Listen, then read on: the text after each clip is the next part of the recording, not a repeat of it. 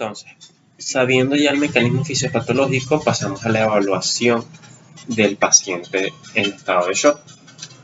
Nosotros nos vamos a tener que guiar por dos pilares fundamentales: los estudios de laboratorio y de imagen y la clínica fundamentalmente.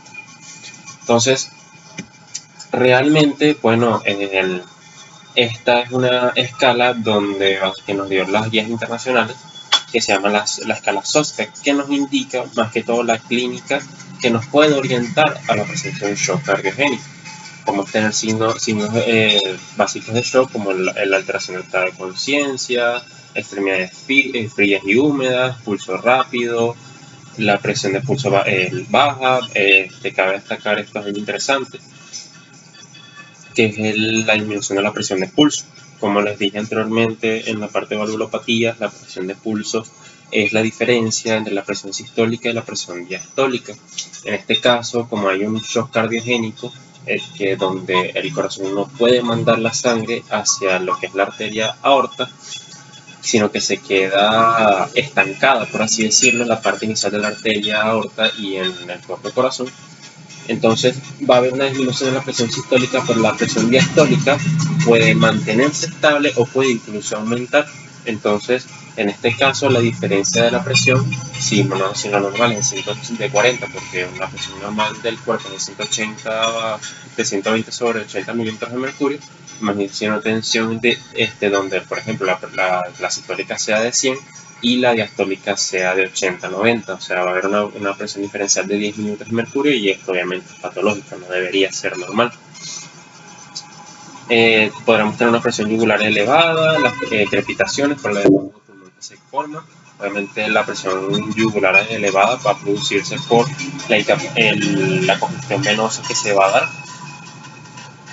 Básicamente, al haber una congestión venosa a nivel del corazón derecho, la sangre no va a entrar correctamente a la aurícula derecha y por lo tanto se va a quedar estancada en la vena cava superior y la vena cava inferior.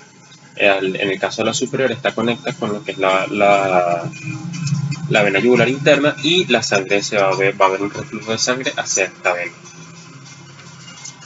Va a haber edema en extremidades inferiores, la diuresis va a estar disminuida por el mecanismo que ya les dije. Puede haber hipotensión.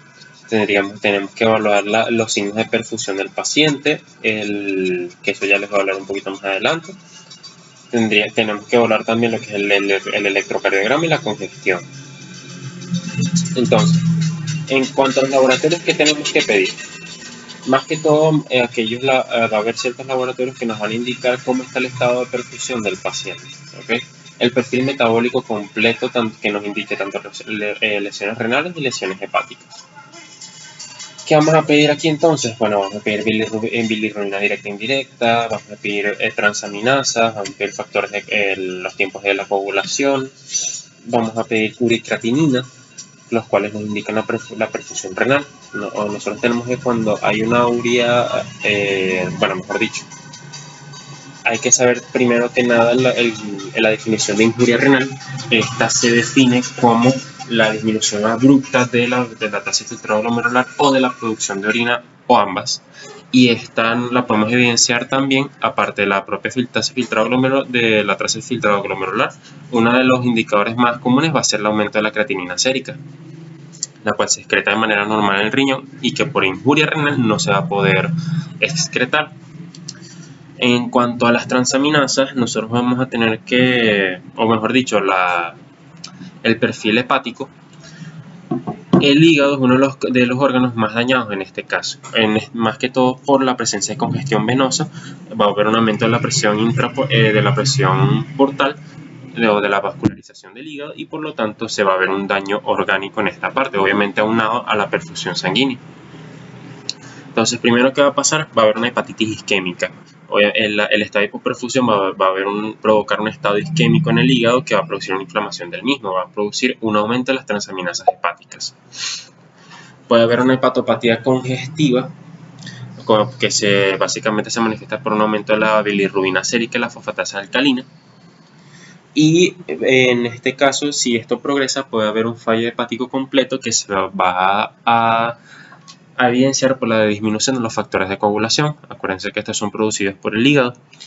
Y en este caso esto lo vamos a ver por los tiempos de la coagulación, el PT y el PTT. ¿Qué otra cosa vamos a pedir aquí? La gasometría arterial. Es muy importante en este caso porque obviamente si hay un estado de hipoperfusión y de isquemia, el cuerpo va a tratar de seguir produciendo ATP mediante un metabolismo anaeróbico. Entonces va a haber una acidosis metabólica con un aumento de lo que es el lactato sérico, que es el producto metabólico de este metabolismo. Y este va a ser más de 2 milimoles por litro. Va a haber otros biomarcadores de daño orgánico, como lo pueden ser las troponinas y el péptido natriurético, que estos se elevan cuando hay un daño más que todo a nivel muscular, en este caso del corazón. Y se puede utilizar un catéter venoso central para evaluar la presión venosa central, que ya les comenté. Y en los estudios de imagen es importantísimo el electrocardiograma, la ecocardiografía para evaluar la fracción de eyección del ventrículo izquierdo y la radiografía de tórax.